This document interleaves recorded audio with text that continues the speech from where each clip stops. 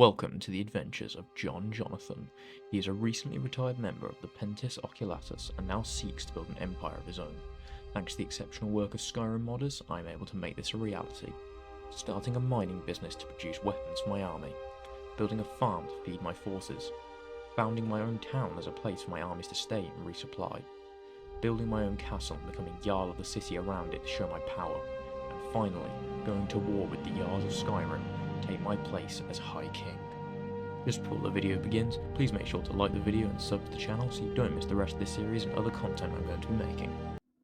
My new city was very open to attack and crime, so I imported more ebony ore from the mine to outfit all the city guards with ebony armour as the standard.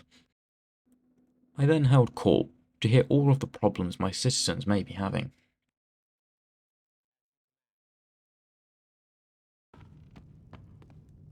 My lord, I have come to inform you of rumors of bandits at a location in this hold. It would mean a great deal to us if you took care of them. Would you do this for us? I of course agreed to help. Thank you, my Jarl.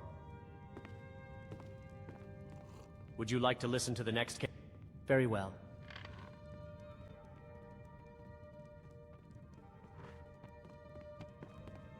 My lord, a foul vampire has been spotted in the hold. This was grave news to me, as vampires could infiltrate my city and deceive us all, weakening my empire from within before it had even truly started. I promised to dispatch one of my armies to deal with this menace. Next, I had to take control of the roads in Eastmarch to allow my troops to enter Winterhold and the Pale. I did not yet have the strength to march on Windhelm itself. The battle at the Stormcloak camp went about as you would expect. A lot of dead Stormcloaks and a swift victory for me. I now had access to the other holds and could continue my expansion. It was here that I decided to adorn the armour that my forces were quickly becoming known for. The fine ebony gleamed like midnight. We then made quick work of the small camp in Winterhold to prevent any reinforcements to the nearby fort. The fort itself was much better defended than I had anticipated. Still, it was not enough to stop me. The morale of my forces was high, the war effort was in full swing. Nothing could stand in the way of me and my growing empire. The time had come to attack another city. Winterhold was nowhere near as defended as Riften. This small city was barely a few shacks anymore. The Great Collapse had truly been devastating. However, I would not sit by and allow this to continue. Unlike the current rulers of Skyrim, I wished the best for all of my citizens. Once mine, I would not let Winterhold's issues sit idly by. Soon enough, this city will flourish again. The battle moved swiftly, and the few Stormcloaks here didn't stand a chance. They fought bravely even in the face of certain defeat, though there is a fine line between courage and stupidity. I entered the Jarl's longhouse and demanded he surrender. He refused, so I drew my sword and forced him into submission, and he gave up his city to my rule. I'd just like to take this moment in the video to thank you all for the support on my last one. It means so much to see all your positive comments. It truly made my day. I also want to apologise for how long this video took to make. The Conquest of Skyrim mod has been very temperamental and buggy, just to be expected with any Civil War mod running so many scripts. Also, on the day I'm uploading this, it's my birthday, so I've been spending time with friends and family recently. I hope you understand, and once again, thank you for the love and support over the last week. Now, back to the video. I next assaulted the camp in the Pale, quickly taking control of the roads. There was now one issue, however. My forces were spread too thinly defending my cities and forts. I decided, as I had the upper hand in the Pale, to offer Ulfric a chance at a ceasefire, where I could negotiate for Dawnstar. Thank you for agreeing to attend these peace talks. We hope that it will lead to a lasting peace between our two factions. Don't be too sure. We haven't agreed to anything yet. We're here at your request. So tell me, what do you propose? We want a full evacuation of Dawnstar, and for you to turn it over to us. What? You don't seriously believe I'd just hand that over? We should have known that you were only here to use these talks to take what you couldn't take in battle. It was going to be ours eventually. We are just giving you the opportunity to save some of your men with a ceasefire. We may have lost a few battles, but we have yet to use all of our troops. Galmar, I'll handle this. I can't just hand over Dawnstar, not unless we get something in return. And what would you want in return, Jarl Ulfric? We must be given control of Riften. That's our price for agreeing to a truce. My lord, they are in no position to be making demands when we are so far ahead in this war. The terms currently on the table are as follows. The Stormcloaks will give our faction Dawnstar. Our faction will give the Stormcloaks Riften. Both sides will agree to a truce of 14 days. Do you agree to these terms? I will not accept these terms. Dawnstar is not worth losing Riften over. Very well, we will continue with negotiations. Excellent decision, my lord. Those terms were heavily against us. Are you actually here to make peace or extort us out of our land? I assume you have a better proposal to present? We shall give you 2,000 gold per day for the 14 days of the truce. This may be preferable to losing more territory. Fine. This is probably going to be the best deal we're going to get. The terms currently on the table are as follows. The Stormcloaks will give our faction Dawnstar. Our faction will give the Stormcloaks 2,000 gold per day for 14 days. Both sides will agree to a truce of 14 days. Do you agree to these terms? Yes, this is acceptable. Very well. These peace talks are now concluded. Now, it was time to do some work as a leader. I sentenced some prisoners to their fates. You have been arrested for theft. The Jarl will now decide your sentence. My Jarl. Very well, my Jarl. Here is the my Jarl. While clearing out a ruin of some bandits, I came to this strange grove. The leader of the bandits died before me on the floor. A Wisp Mother, known as the Pale Lady, appeared. I defeated her to protect anyone else from suffering from her whispers and enchantments. I then took the Pale Blade as a reward and a sign and symbol of my power, right to rule, and combat ability. When I returned to Riften, I decided to weed out some of the corruption in the city. I took a guard with me, and we arrested Maven Blackbriar.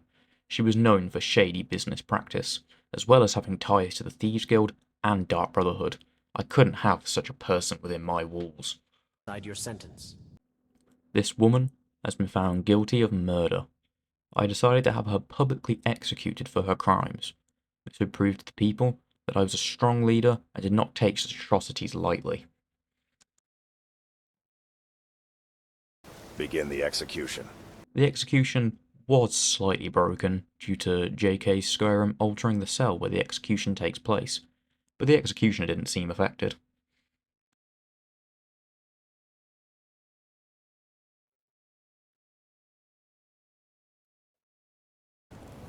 Let this be a lesson to all who plan on committing crime in the Jarl's city. The truce was over, and it was time to continue the war. I spoke with my steward, and he sent the message to Ulfric. The only hold he now had left was Eastmarch. We easily took the camp again, control of the roads within the hold in no time.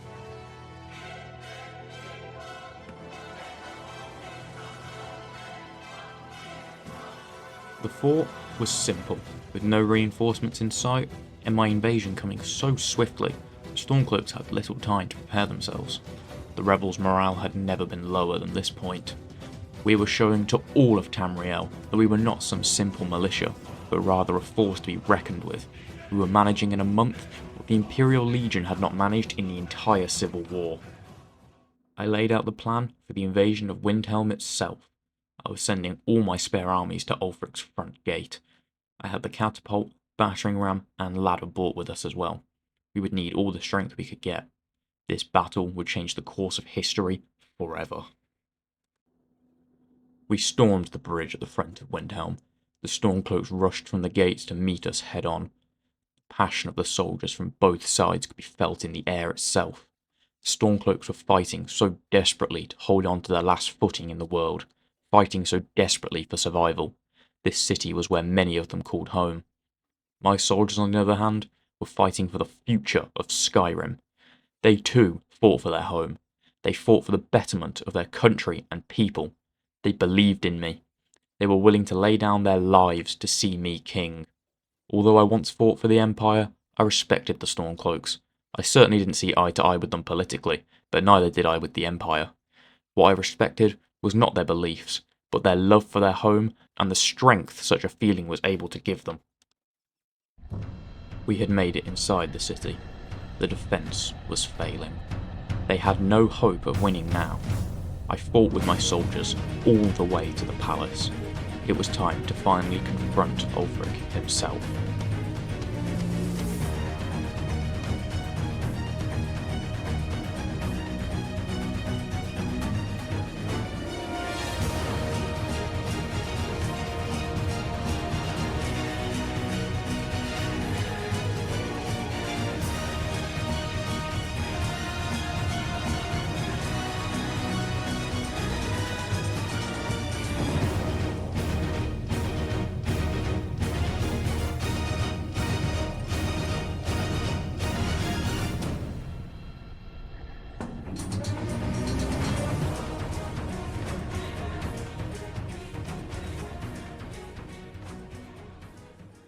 Skyrim into the hands of your corrupt faction. My rebellion may falter, but it will never be finished while I draw breath. You underestimate the power of the sons and daughters of Skyrim. What was that? Kill him!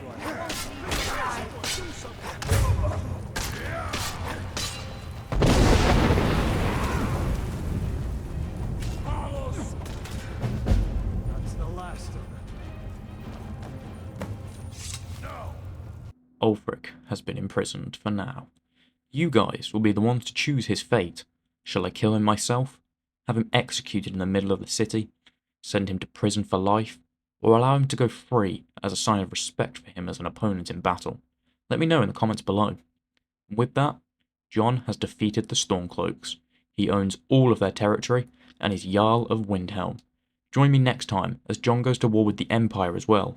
Will he succeed and move ever closer to his goal of being High King? Subscribe to find out.